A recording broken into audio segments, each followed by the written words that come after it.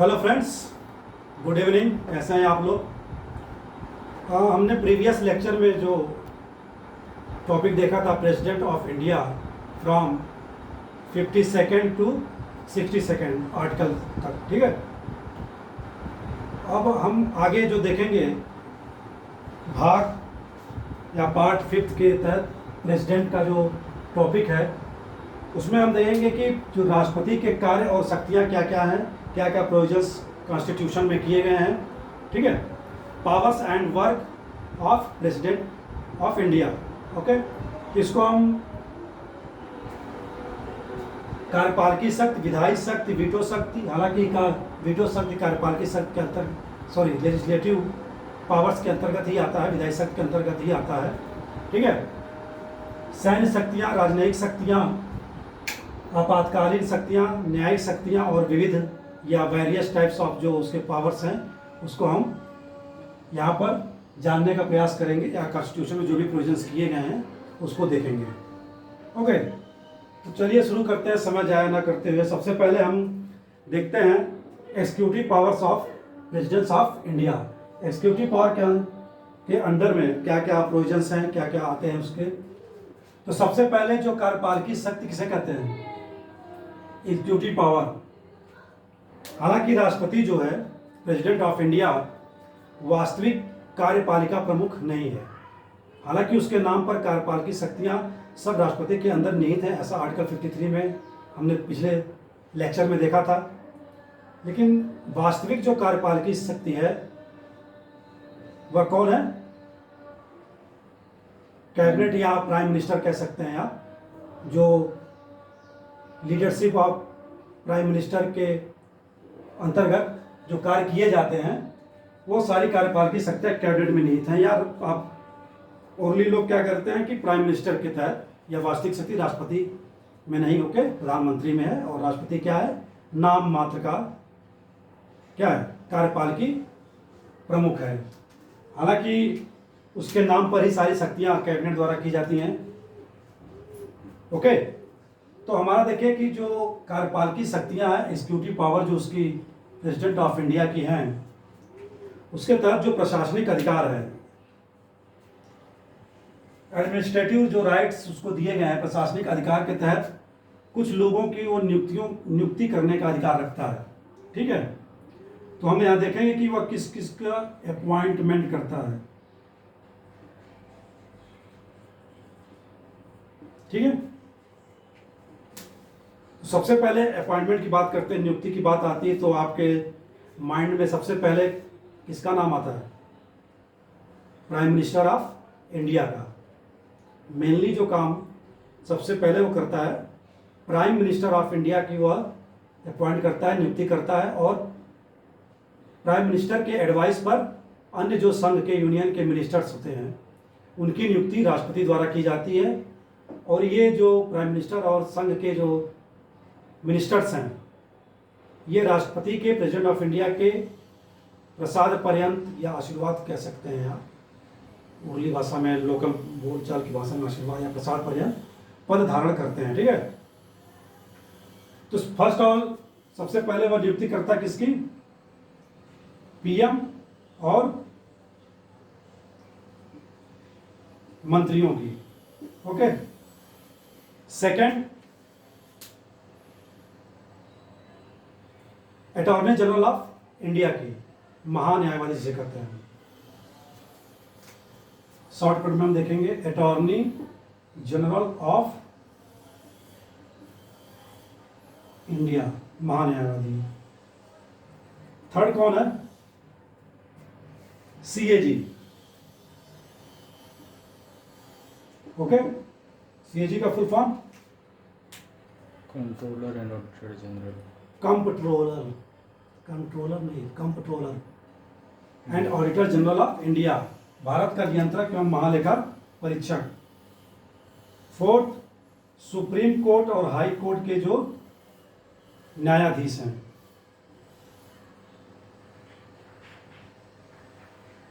Okay. Fifth, जितनी भी union territories हैं उसके जो प्रशासक हैं, एडमिनिस्ट्रेटर, उनकी नियुक्ति भी राष्ट्रपति द्वारा की जाती है। यूटीज के प्रशासकों की। ओके। 6 राजदूत, राजदूतों और उच्चायुक्तों की।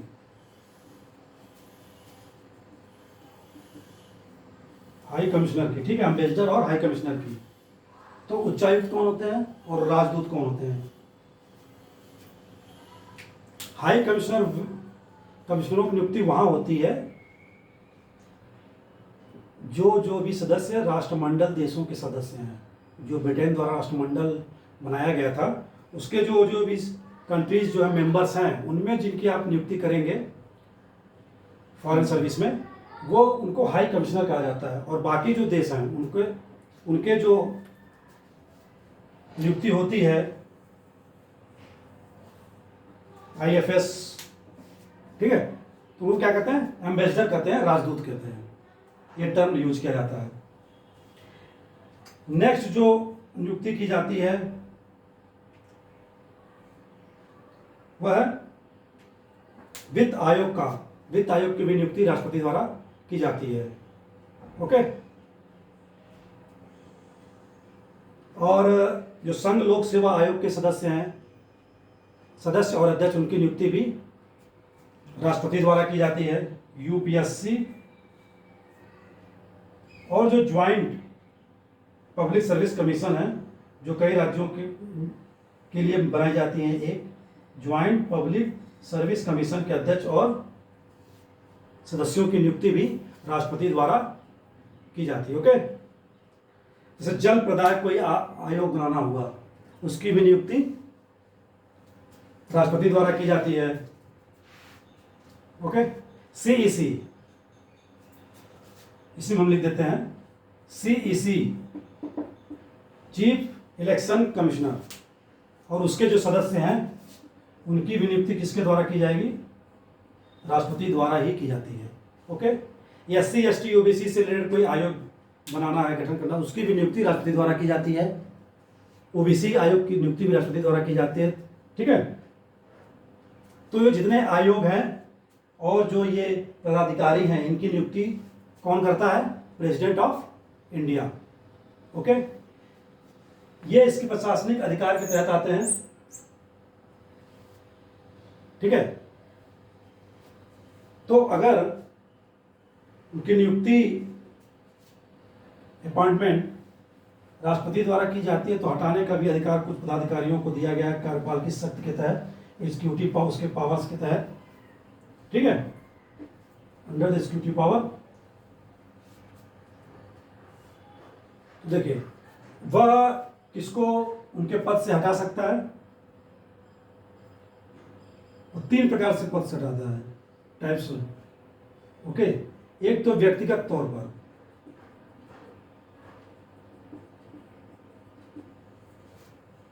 पर्सनली, व्यक्तिगत तौर पर किन्हें हटा सकता है? वह उनके पद से। फर्स्ट वाला जो हमने पहले ही देखा था, PM और उसके पश्चात पद धारण करते हैं, और अन्य मंत्रीगण। ठीक है, इनको पर्सनल PM और मंत्रीगण को वह पर्सनली क्या कर सकता है? उनके पद से हटा सकता है। Okay. Second, attorney general of India को हटा सकता है व्यक्तिगत तौर पर। राज्यों के राज्यपालों को हटा सकता है व्यक्तिगत तौर पर। और जो यूटीज के प्रशासक हैं, एडमिनिस्ट्रेटर हैं, उनको भी क्या व्यक्तिगत तौर पर, पर्सनली, उनको उनके पद से रिमूव कर सकता है, हटा सकता है। तो इन लोगों को वह व्यक्तिगत तौर पर उनको पद से हटा सकता है। ओके। और दूसरा, सुप्रीम कोर्ट के रिपोर्ट पर,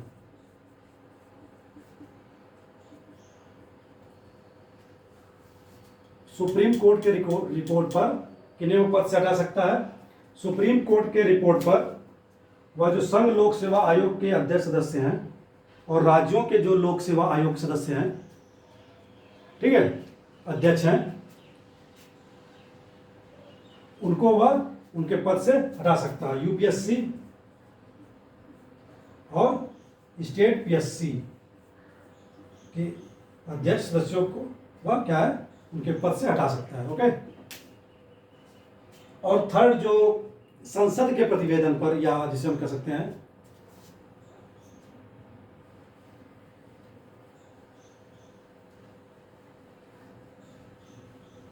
संसद की रिपोर्ट पर, तो संसद की रिपोर्ट पर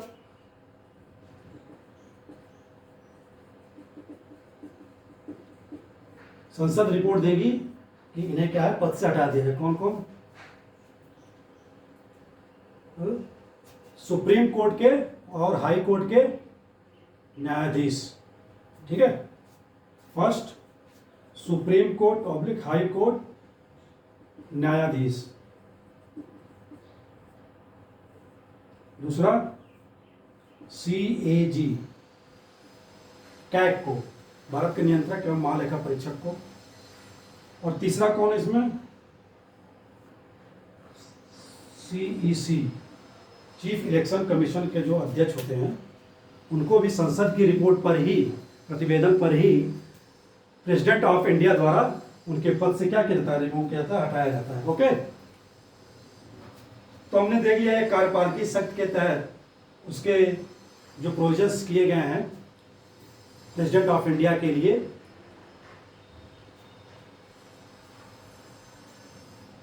वो सारे प्रोविजंस हमने देख लिए हैं। नेक्स्ट हम देखते हैं लेजिस्लेटिव पावर्स, विधायी शक्तियां, ठीक है। तो विधायी शक्तियों में सबसे पहले आता है उसका क्या, आर्टिकल 85 क्या कहता है? सत्रावसान करना, और सत्रावसान मतलब स्थगित करना या अभी सत्र को बुलाना, ठीक है। एड्रेस द पार्लियामेंट एंड स्थगित करने का, ठीक है। तो लेजिस्लेटिव पावर में 85 के तहत सत्र को बुलाना, स्थगित करना या सत्रावसान जिसे कहते हैं, ठीक। आर्टिकल 85 के तहत लोकसभा का विघटन, डिसॉल्व ऑफ लोकसभा करने का भी अधिकार किसको है? राष्ट्रपति के पास है। ओके। नेक्स्ट लेजिस्लेटिव पावर में क्या है कि 86, आर्टिकल 86 क्या कहता है, क्या प्रोविजंस है कि प्रत्येक लोकसभा के साधारण निर्वाचन के बाद, चुनाव के बाद, आम चुनाव के बाद अभिभाषण करने का अधिकार किसी राष्ट्रपति के पास, और प्रत्येक वर्ष संसद के प्रथम सत्र के अभिभाषण करने का अधिकार राष्ट्रपति के पास है, ठीक है। ये प्रोविजंस किए गए आर्टिकल 86 में।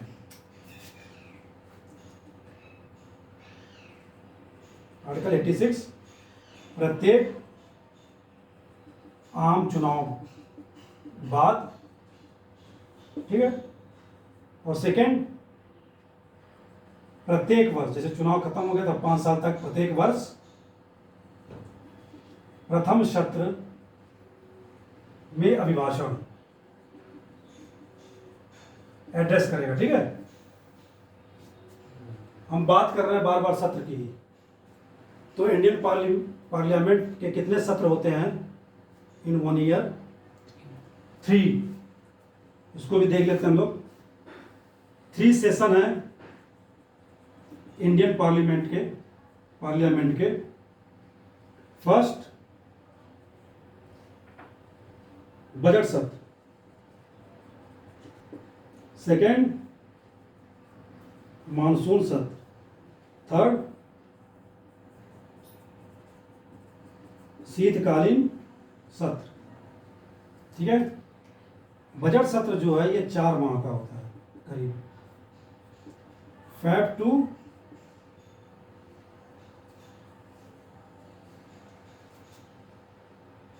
जून तक, ठीक है,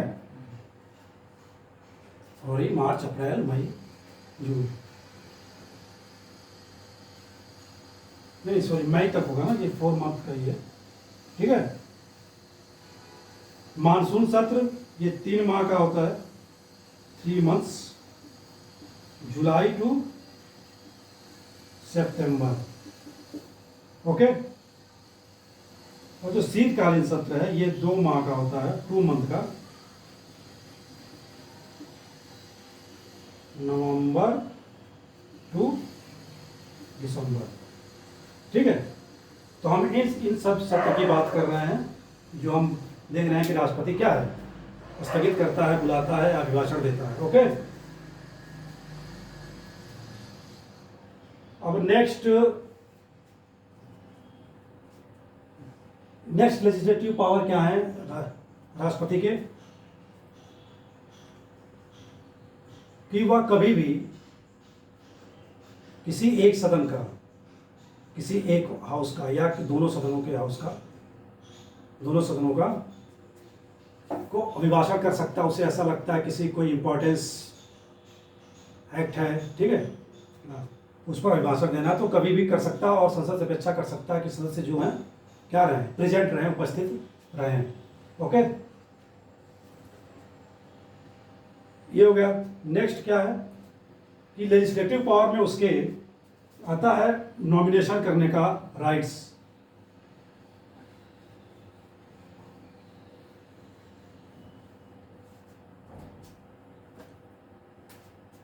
देखिए, लोकसभा में 2 एंग्लो इंडियन नॉमिनेट कर सकता है, वो कर सकता है, नहीं कर सकता है, अब नहीं कर सकता। जब 104th कॉन्स्टिट्यूशनल अमेंडमेंट एक्ट 2009 के तहत, सॉरी 2019 के तहत क्या कर दिया गया, इसको खत्म कर दिया गया, एंड कर दिया, समाप्त कर दिया गया। फिलहाल अभी प्रेजेंट टाइम में लोकसभा में 2 एंग्लो इंडियंस का नॉमिनेशन राष्ट्रपति द्वारा नहीं किया जाएगा, ठीक है। हालांकि राज्यसभा में अभी भी वह नॉमिनेट कर सकता है 12 सदस्यों को, 12 मेंबर्स को, ठीक है, जो अपने अपने क्षेत्र में कला, साहित्य, ठीक है, आर्ट, लिटरेचर, विज्ञान का क्षेत्र, साइंस का क्षेत्र, और एक और है कौन सा, समाज सेवा में वो लगे हों, सोशल सर्विस में लगे हों। तो यूपीएससी पूछ सकती है ना 4 टर्म्स, कौन कौन से राज्यसभा में किन किन क्षेत्रों से राष्ट्रपति नॉमिनेशन कर सकता है मेंबर्स का। ये 4 क्षेत्र है, आर्ट, लिटरेचर, साइंस और पब्लिक सेवा, ओके। ये हो गया। और क्या है, विधायी शक्ति में उसके काफ़ी बड़ा लेजिस्लेटिव पावर्स हैं राष्ट्रपति के पास। क्यों है, क्योंकि संसद जो है, पार्लियामेंट में कौन कौन सम्मिलित है, Lok Sabha, Rajya Sabha plus president of India. जाहिर सी बात है, अगर राष्ट्रपति संसद का पार्ट है तो उसकी विधायी शक्तियाँ भी ज़्यादा होंगी, क्योंकि कोई भी एक्ट पास होने के बाद राष्ट्रपति के पास जाता है, बिल कोई भी पास होने के बाद राष्ट्रपति के पास जाता है, और राष्ट्रपति जब सिग्नेचर करता है तभी वह क्या बनता है, एक्ट बनता है, ठीक है। तो ये प्रावधान लेजिस्लेटिव पावर्स राष्ट्रपति प्रेसिडेंट ऑफ इंडिया को दिए गए हैं, ठीक है। और भी है, अध्यादेश जारी करने की शक्ति भी है अंडर द आर्टिकल ऑफ 123 123, ठीक है। वह कब अध्यादेश जारी कर सकता है, जब कोई संसद का कोई एक सदन, वन हाउस या दोनों सदन सत्र में ना हो, या दोनों के बीच में गतिरोध हो, उत्पन्न हो गया हो, ठीक है, दोनों में पढ़ न रही हो। तो ऐसे में राष्ट्रपति क्या कर सकता है, अध्यादेश जारी कर सकता है अगर किसी बहुत इम्पोर्टेंट लॉज की ज़रूरत है, ठीक है, एक्ट की ज़रूरत है।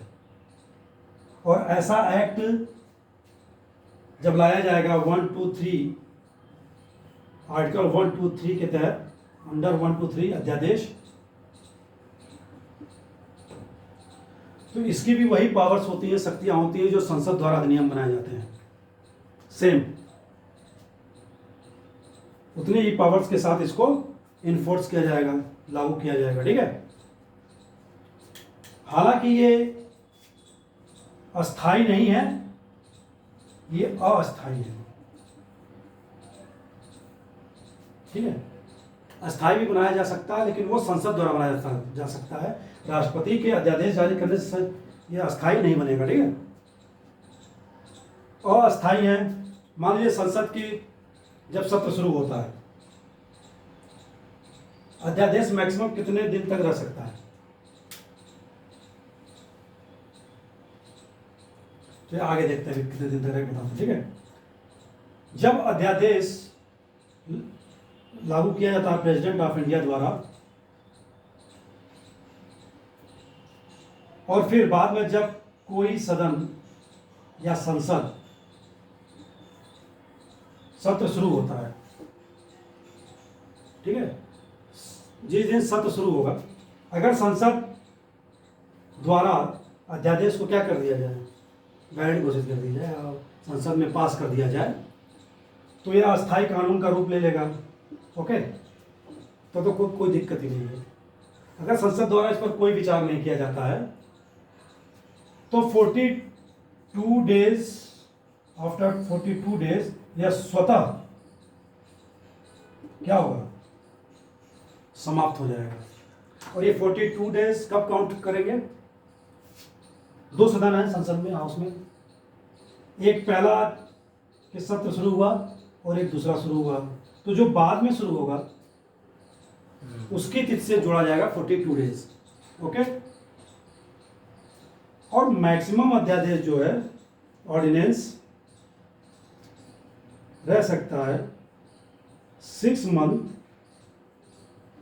42 डेज। ये क्वेश्चन पूछा गया है यूपीएससी में, ठीक है। कैसे, जैसा कि हम लोग जानते हैं कि दो सत्रों के बीच, दो सेशंस के बीच, जो हमने भी देखा था, मानसून बजट और शीतकालीन, ठीक है, 4 माह 2 माह 3 माह का, तो दो सत्रों के बीच मैक्सिमम जो गैप होना चाहिए, मैक्सिमम गैप कितना होना चाहिए, 6 मंथ से अधिक नहीं हो सकता, 6 मंथ तक ही गैप हो सकता है। तो इससे क्या होगा, मान लीजिए कोई पहला सत्र संसद का शुरू हुआ और दूसरा सत्र 6 मंथ बाद हुआ, 6 मंथ तक हुआ, जिस दिन होगा तो वो 6 महीने मिल गया अध्यादेश को, और फिर सेकेंड वाले का जिस दिन शुरू होगा उसके बाद 42 दिन, 42 डेज, तो टोटल कितने हो गए, 6 मंथ 42 डेज, ओके। अब लेजिस्लेटिव पावर के तहत हम देखेंगे कि ये जो वीटो की शक्ति है, हालांकि इसी के तहत आता है, हमने अलग से हेडिंग डाल दी है, ठीक है, विधेयकों पर अनुमति देने का राष्ट्रपति का अधिकार। और ये आर्टिकल 111 वीटो की शक्ति जो है, ये अनुमति देने का किसी विधेयक पर जो राइट्स हैं प्रेसिडेंट ऑफ इंडिया के, वह 111 कह सकते हैं आर्टिकल, या 111। किसी भी विधेयक को, कोई भी विधेयक अगर संसद द्वारा पास किया जाता है तो, और राष्ट्रपति के पास भेजा जाता है, तो उसके पास कितने ऑप्शंस होते हैं, 3, मैक्सिमम 3। अनुमति दे सकता है, रोक कर रख सकता है, या पुनर्विचार के लिए वापस संसद को लौटा सकता है कि आप इस पर पुनर्विचार कीजिए, इस अध्यादेश पर, अधिनियम पर, ओके, सिवाय except money bill and constitutional amendment, ठीक है, धन विधेयक और संविधान संशोधन विधेयक के अलावा। क्योंकि ये सब क्या होते हैं, ये जो दोनों एक्ट हैं, ये जो दोनों बिल हैं, उसकी पूर्व अनुमति से ही संसद में लाए जाते हैं। जब आपने पूर्व में अनुमति दे दी तो दोबारा आप पुनर्विचार के लिए भेज नहीं सकते। ओके। हालांकि कई जगह मिलता है कि धन विधेयक को रोक कर रख सकता है, उसको भी आगे हम लोग देखेंगे जब पार्लियामेंट पढ़ेंगे, तो आर्टिकल 109 और 110 के तहत। ओके। तो अनुमति दे सकता है या रोक कर रख सकता है या पुनर्विचार के लिए भेज सकता है। अगर वह पुनर्विचार के लिए भेजता है संसद के पास, रिकंसिडरेशन करने के लिए संसद को देता है, तो संसद के पास क्या पावर है? संसद या तो उसकी बात को मान ले कि ठीक है, उस बिल को ही हम क्या करते हैं, लैप्स कर देते हैं, समाप्त करते हैं, या दूसरा वो अपने साधारण बहुमत से, साधारण मेजॉरिटी से पास करके पुनः सेंड करती है किसके पास, प्रेसिडेंट ऑफ इंडिया के पास। तो ऐसे में राष्ट्रपति क्या करेगा, ऐसे में उसके लिए बाध्यकारी है, ऑब्लिगेटरी है, ठीक है। राष्ट्रपति को उस पर अनुमति देनी ही होगी, उसके पास कोई ऑप्शंस नहीं है। और ये जो प्रावधान जोड़ा गया था किसी अमेंडमेंट के तहत जोड़ा गया था, वो अमेंडमेंट बता सकते हैं आप? 44 कब? 1978 44th कॉन्स्टिट्यूशनल अमेंडमेंट एक्ट 1978, ठीक है। जब मोरारजी देसाई की सरकार आई थी, इंदिरा गांधी सरकार जाने के बाद। ओके,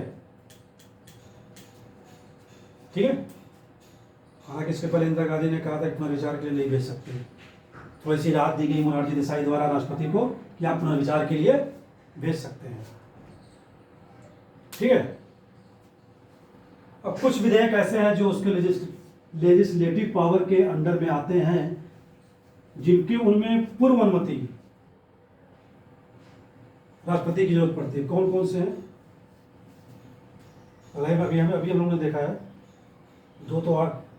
दो बिल तभी हम लोगों ने देखा ना, धन विधेयक, संविधान संशोधन विधेयक, ठीक है। राज्यों की सीमा बदलनी हो, नया राज्य का निर्माण करना हो, या नाम का परिवर्तन करना हो, ठीक है। ये सारे जो विधेयक हैं ये पूर्व अनुमति से लाए जाते हैं राष्ट्रपति के, ठीक है। ये हो गया इसका लेजिस्लेटिव पावर। हाँ, हालांकि हमने maximum legislative powers of president of India का डिस्कस कर लिया है, कुछ छूट भी हमने तो बाद में संसद में, पार्लियामेंट में के चैप्टर में कवर हो जाएगा। ओके। वीटो शक्ति शायद अभी हम लोगों ने देखा टोटल। तो भारत के राष्ट्रपति को, प्रेसिडेंट ऑफ इंडिया को कितने प्रकार के वीटो प्राप्त हैं, शक्ति दी गई है? एब्सोल्यूट 3 प्रकार के,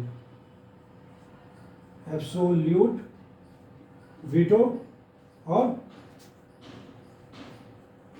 सस्पेंसिव वीटो और जेबी वीटो, ठीक है। What is absolute veto?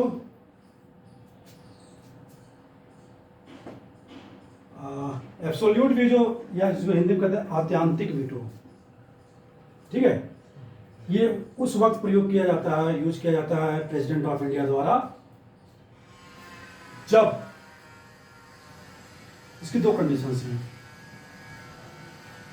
कोई गैर सरकारी सदस्य मतलब क्या है?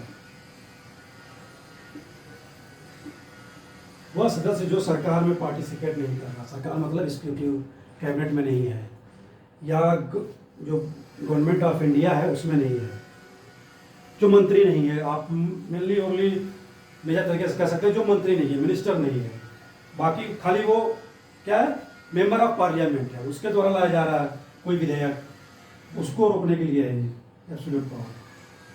सेकंड, सरकारी सदस्य द्वारा लाया जा रहा है, मंत्री द्वारा,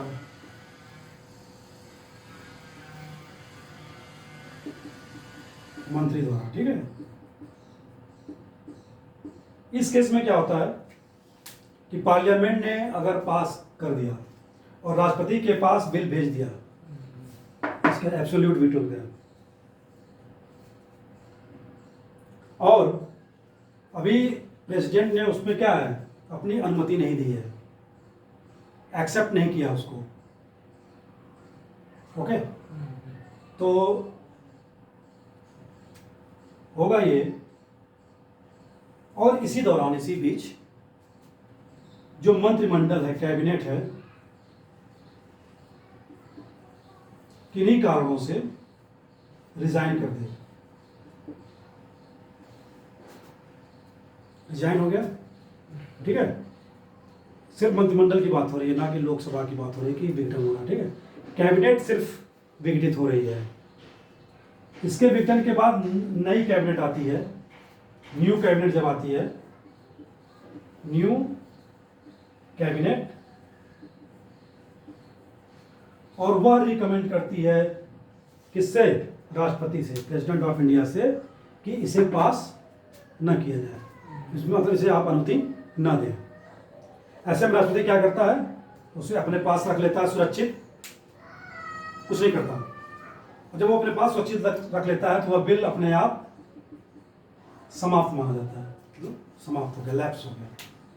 इसी को बोलते हैं क्या, absolute veto power. Okay, next देखते हैं हम सस्पेंसिव वीटो। सस्पेंस मतलब क्या होता है, सस्पेंशन किसी का कर दिया जाए तो इसका अर्थ क्या है।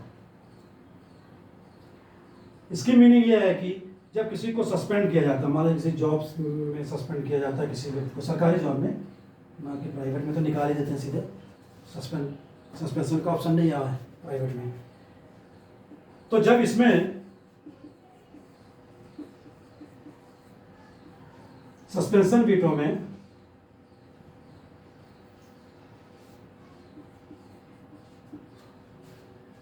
इसका मतलब होता है रोक देना, कार्य करने से रोकना, ठीक है। सस्पेंसिव वीटो में यहाँ इसे हिंदी में कहते हैं क्या, निलंबनकारी वीटो, कार्य करने से रोकना। ओके, और राष्ट्रपति ऐसा करता है कब, पुनर्विचार वाला जो कॉन्सेप्ट है ना, रिकॉन्सिडरेशन वाला, वापस भेजकर। पार्लियामेंट ने क्या किया, बिल पास किया, राष्ट्रपति के पास भेजा, राष्ट्रपति ने उसे रोकने के लिए क्या किया, वापस पुनर्विचार के लिए संसद को भेज दिया। हालांकि इसको निरस्त किया जा सकता है, यही एक वीटो है जिसे पार्लियामेंट द्वारा निरस्त किया जा सकता है। कैसे, वही जो हमने देखा अभी कि साधारण बहुमत से पास करके वापस राष्ट्रपति को भेजता है, तो प्रेसिडेंट ऑफ इंडिया को बाध्यकारी है, ऑब्लिगेटरी है प्रेसिडेंट ऑफ इंडिया के लिए कि वह अनुमति दे। तो क्या होगा इस केस में, इस वीटो को पार्लियामेंट ने क्या किया, निरस्त कर दिया, निरस्त ही कर दिया ना। यहाँ तो नहीं है, इसमें नहीं है जेबी वीटो में, ये तो सबसे पावरफुल हो गया जेबी वीटो। इसमें कोई विधेयक, अगर जेबी वीटो में कोई विधेयक संसद द्वारा पास करके, पार्लियामेंट द्वारा पास करके बिल भेजा गया प्रेसिडेंट ऑफ इंडिया के पास, न तो अनुमति देता है, न ही मना करता है कि मैं अनुमति नहीं दूंगा, ठीक है, न कहता है कि मैं अनुमति दूंगा, उसको रख लेता है। और ऐसा कोई समय सीमा निर्धारित नहीं है जेबी वीटो के लिए कॉन्स्टिट्यूशन में, कि कितने समय तक, अवधि तक राष्ट्रपति किसी बिल को अपने पास रख सकता है, ठीक है। तो इसीलिए इसको जेबी वीटो कहते हैं, पॉकेट वीटो कहते हैं। राष्ट्रपति की वो जेब में चला गया और वो भूल गया, आप कहते रहेंगे वो सुनेगा ही नहीं, ना अनुमति देगा ना मना करेगा, वो उसको अपने पास रखा रहेगा जेब में। मतलब जेब कहने को तो विशेष के तो एक टर्म है, अपने पास रखा रहेगा, ठीक है। तो ये थे वीटो शक्ति। ओके, अगर वीडियो लंबा हो रहा है आप बताइए, क्लास यही करते हैं, अगला लेक्चर्स नेक्स्ट क्लास में करते हैं। चलिए ठीक है, हमारा वीडियो जो है या टाइम जो है काफ़ी हो रहा है, वीरेंद्र सर को भी क्लास देना ज्योग्राफी का, तो हमने ये 3 पार्ट प्रेसिडेंट ऑफ इंडिया के जो पावर्स एंड वर्क हैं देख लिया है, और ये जो बाकी के पार्ट्स हैं हम कल नेक्स्ट लेक्चर में डिस्कस करेंगे। ओके ओके, थैंक यू, नमस्कार, आदाब, बाय।